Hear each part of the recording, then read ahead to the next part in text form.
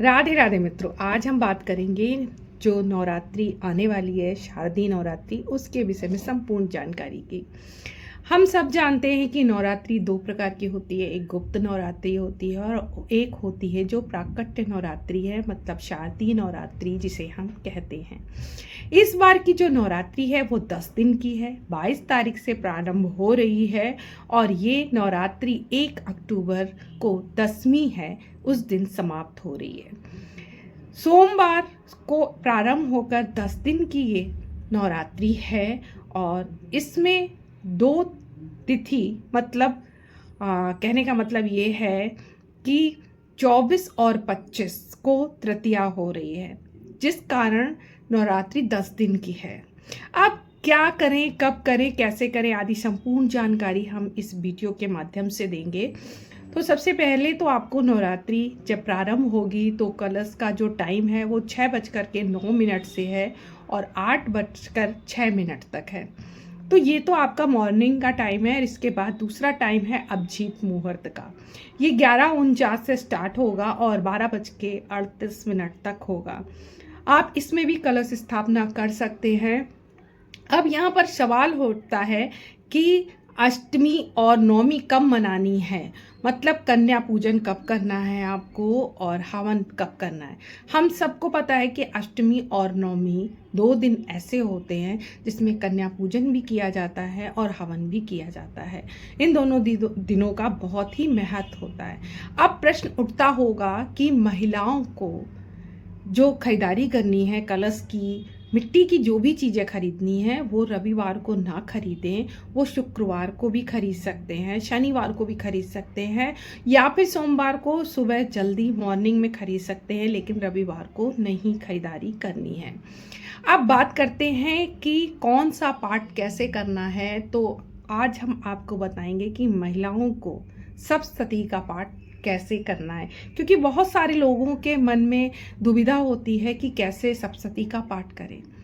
इसे आप संस्कृत में भी कर सकते हैं और हिंदी में भी कर सकते हैं। जो आपको आसान लगे वो काम आप करिए। आपको ज़बरदस्ती नहीं है कि आपको संस्कृत ही करना है, हिंदी ही करना है, जो आपको अच्छा लगे।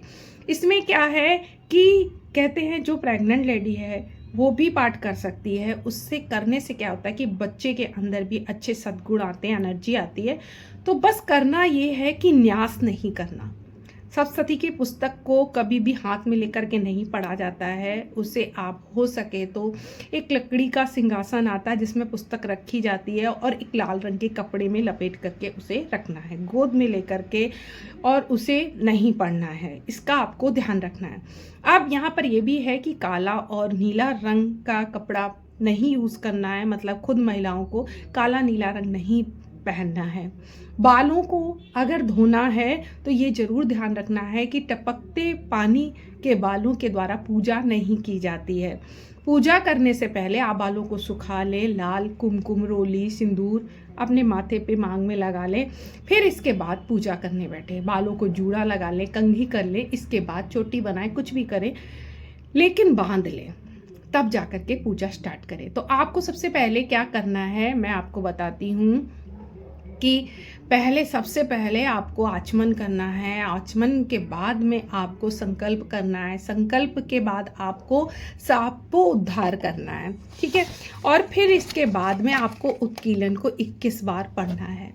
इसके बाद संजीवनी मंत्र है उसमें वो करना है और इसके बाद विमोचन प्रक्रिया भी करनी है। इसके बाद विनियोग में आपको क्या करना है कि जल को पृथ्वी में छोड़ देना है। इस तरह से आप विनियोग भी कर सकते हैं। फिर इसके बाद अब सप्तशती का पाठ करना स्टार्ट करने से पहले आपको कवच करना है, अर्गला करना है, कीलक करना है, फिर निर्वाण मंत्र का जाप भी करना है।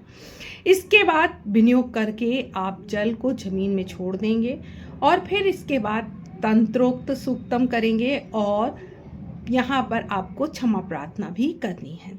तो जितना आपकी शक्ति है, सामर्थ्य है, इतना तो आपको कम से कम करना ही चाहिए। फिर आप सप्तशती के पाठ को भी कर सकते हैं। पहले दिन प्रथम अध्याय करेंगे, फिर दूसरे दिन आपको द्वितीय अध्याय करना है और तीसरा अध्याय करना है।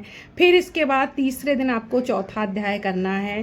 फिर चौथे दिन 5, 6, 7, 8 ये सारे अध्याय करने हैं। इसके बाद पंचम दिन आपको नवम और दसम करना है। छठे दिन आपको 11वां अध्याय करना है। सातवें दिन 12वां और 13वां अध्याय करना है। इसके बाद 8वें दिन आपको मूर्ति रहस्य, हवन और क्षमा प्रार्थना करना है।